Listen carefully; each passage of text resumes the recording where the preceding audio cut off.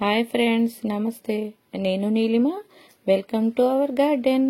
అందరూ ఎలా ఉన్నారు? నేనైతే చాలా చాలా బాగున్నాను. ఈరోజు మనం మన టెర్రస్ గార్డెన్ లో ఆకుకూరలు హార్వెస్ట్ చేసుకుందాం రండి. ఫస్ట్ అయితే నేను చుక్కకూర హార్వెస్ట్ చేస్తున్నాను. ఈ చుక్కకూర చూసారా ఎంత హెల్దీగా ఉందో కదా. ఆకుకూరల కోసం నేను ఎక్కువగా ఈ రీయూజబుల్ కంటైనర్స్ నేను యూజ్ చేస్తుంటానండి. ఆకుకూరలకనే కాదు, మిగతా వాటికి కూడా ఎక్కువగా నా గార్డెన్ లో ఈ రీయూజబుల్ కంటైనర్సే ఉంటాయి. పెయింట్ బకెట్స్ అని, థర్మోకోల్ బాక్స్ అని, వాటర్ క్యాన్స్ అని, ఇలాగ కూరగాయల ట్రేలు, వీటిని మాత్రం వాడుతుంటాను. ఈ ఆకుకూరలు అనేవి ఇంత బాగా రావటం కోసం నేను ఎలాంటి రసాయనాలు యూజ్ చేయలేదు. ఆకుకూరలు ఇంత హెల్దీగా ఉండడానికి నేను ఎక్కువగా గెత్తం మాత్రమే యూజ్ చేస్తుంటాను. అది కూడా మట్టి కలుపుకుంటాం కదండి, ఆ మట్టి కలిపేటప్పుడే నేను ఆ గెత్తం కూడా కొంచెం వేసి మట్టిని బాగా కలిపేసి ఆకుకూరల విత్తనాలు అనేవి పెట్టేస్తుంటాను. అయితే ఇప్పటికీ కంటైనర్లో నేను 3 times సీడ్స్ వేసాను, కానీ ఎప్పుడు కూడా నేను మట్టి అనేది చేంజ్ చేయలేదు. అదే మట్టిలోని పై లేయర్ కొంచెం తీసి మళ్ళీ గెత్తం కలిపి అదే మట్టిలో నేను విత్తనాలు అయితే పెట్టాను. ఇప్పటికీ ఇందులోని 4 times నేను చుక్కకూర విత్తనాలు మాత్రమే వేసాను ఇందులోని, కానీ చాలా బాగా వచ్చాయి. ఎవరైనా సరే ఆకుకూరలు అయితే చాలా ఈజీగా పెంచుకోవచ్చండి. మీరు కూడా ట్రై చేయండి. నేను ఆకుకూరలు ఇన్నిసార్లు వేసాను, కానీ ఎప్పుడు కూడా నాకు పురుగు పట్టడం కానీ, ఏమైనా చీడపీడల ప్రాబ్లం కానీ అలాంటిది ఏమీ రాలేదు. ఆకుకూరలు వేసిన దాని నుంచి చాలా హెల్దీగా అయితే మాత్రం పెరిగినాయి. వీటిని నేను వేలితో పాటు తీయను, ఎందుకంటే కట్ చేసేస్తాను. ఇలా కట్ చేసిన తర్వాత మొదలు ఉంటాయి కదా, వాటికి మళ్ళీ మనం కొంచెం ఎరువేసామంటే చాలు. నేనైతే ఆవుగెత్తం వేస్తూ ఉంటాను ప్రతి 3 monthsకి ఒకసారి. ఈ కట్ చేసిన తర్వాత కొంచెం ఆవుగెత్తం వేసాం అనుకోండి, మళ్ళీ చిగుళ్ళు వచ్చి మళ్ళీ మనకి నెక్స్ట్ హార్వెస్ట్ కి రెడీ అయిపోతాయి. ఇలాగ నేను 2-3 times హార్వెస్ట్ చేసిన తర్వాత ఇంకప్పుడు మొదలు తీసేసి మళ్ళీ మట్టి అంతాను కొంచెం కంపోస్ట్ కలుపుకొని నీట్గా చేసుకొని అప్పుడు మళ్ళీ విత్తనాలు వేసుకుంటాను. ఇదిగోండి ఈరోజు హార్వెస్ట్ చేసిన చుక్కకూర. ఈ పాలకూర చూసారా, ఆకులు ఎంత పెద్దగా వచ్చాయో కదా. ఇప్పుడు దీన్ని కూడా హార్వెస్ట్ చేసుకుందాం. దీని ఆకులు కూడా చాలా హెల్దీగా ఉన్నాయి. పాలకూర కూడా చాలా బాగా వచ్చింది. దీని కంటైనర్ మాత్రం చుక్కకూరకు వేసినంత కంటైనర్లో వేయలేదు. చిన్న కంటైనర్ ఉంటే చిన్న కంటైనర్లో వేసుకున్నాను. మనం వేసుకునే ఎరువు బట్టి మన మొక్కల గ్రోత్ అనేది ఉంటుంది. నేను ఆవుగెత్తం వేసుకుంటున్నానని చెప్పాను కదా, దానివల్లే మనకి ఇంత ఆకులు అనేవి ఇంత పెద్ద పెద్దగా వచ్చి గ్రోతింగ్ అది బాగుంది. పాలకూరను కూడా నేను మొదలతో తీయట్లేదు, ఆకులు మాత్రమే కట్ చేసుకుంటున్నాను. ఎందుకంటే నెక్స్ట్ హార్వెస్ట్కి మళ్ళీ ఇవే సరిపోతాయి కాబట్టి. పాలకూర హార్వెస్ట్ అయితే అయిపోయింది. చూసారా, మొత్తం అంతా కట్ చేసేసాం కదా, అయిపోయింది. చూసారా ఎంత హెల్తీగా ఉందో పాలకూర. చాలా బాగున్నాయి, ఆకులు కూడా ఎక్కడ పాడవకుండా ఉన్నాయి. ఇప్పుడు తోటకూర అయితే హార్వెస్ట్ చేసుకుందాం. తోటకూర కోసం నేను సపరేట్గా కుండీలు అయితే ఏమీ వాడలేదండి.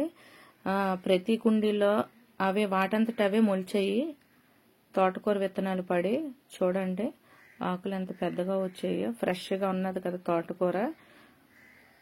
ఇలాగా ప్రతి కుండీలో పడి మొలిచినవే ఇవన్నీ కూడాను. వేయలేదు అంటే ఫస్ట్లో వేసేటప్పుడు ఒక మొక్క వేసాను, దాని సీడ్స్ ఉంటాయి కదా, అవి గాలికి ఎగిరిపడ్డం అలాగా ప్రతి కుండీలో కూడా గాలికి ఎగిరిపడి అలా లేచినవి మాత్రం అలాగా ఎప్పటికప్పుడు హార్వెస్ట్ చేస్తుంటాను. ఇవి కూడా మొదలతో తీయను, కట్ చేసేసుకుంటే మళ్ళీ ఆ మొదల నుంచి మళ్ళీ చిగురు వస్తుంది. చిగురు వచ్చి మళ్ళీ మనకి సెకండ్ హార్వెస్ట్ రెడీ అవుతాయి కదా. ఇలా అయితే నాకు ఒక 4-5 times అలాగే వదిలేస్తున్నాను. తోటకూర అయితే మాత్రం మొదల నుంచి తీయట్లేదు. చాలా బాగున్నాయి ఆకులు కూడా, ఎలాంటి పుచ్చులు కానీ పురుగు తినడం కానీ ఏమీ లేదు. చాలా హెల్దీగా ఉంటే ఫ్రెష్గా ఉన్నాయి ఆకులు.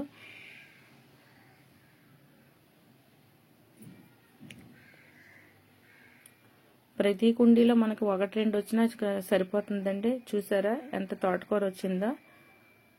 చూసారా ఆకులు కూడా ఎంత ఫ్రెష్గా ఉన్నాయో కదా. ఇప్పుడు మనం కొత్తిమీర అయితే హార్వెస్ట్ చేసుకుందాం.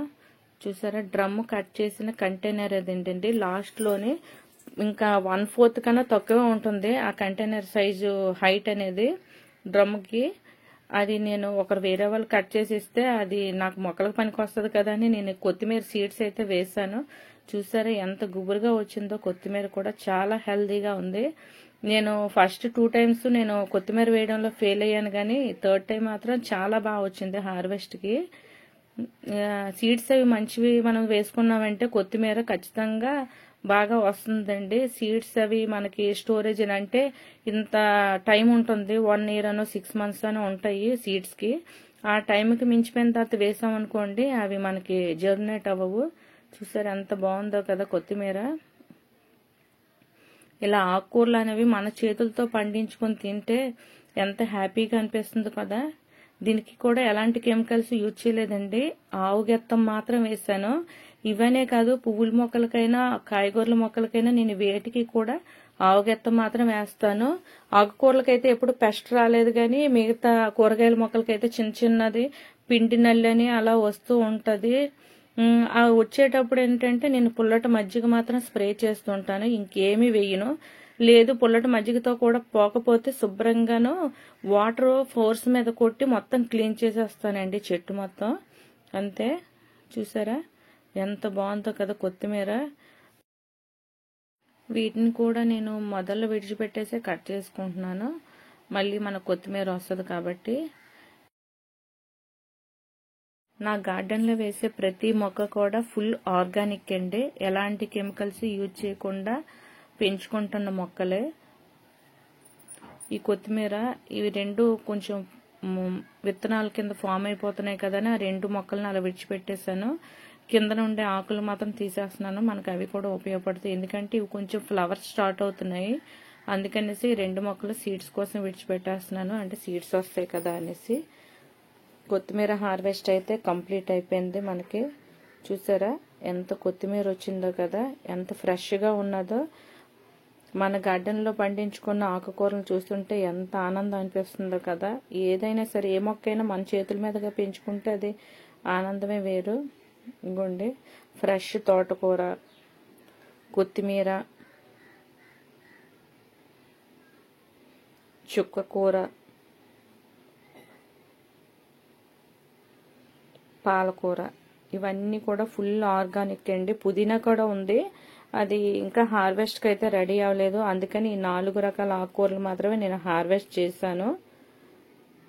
ఇవన్నీ కూడా ఫుల్ ఆర్గానిక్.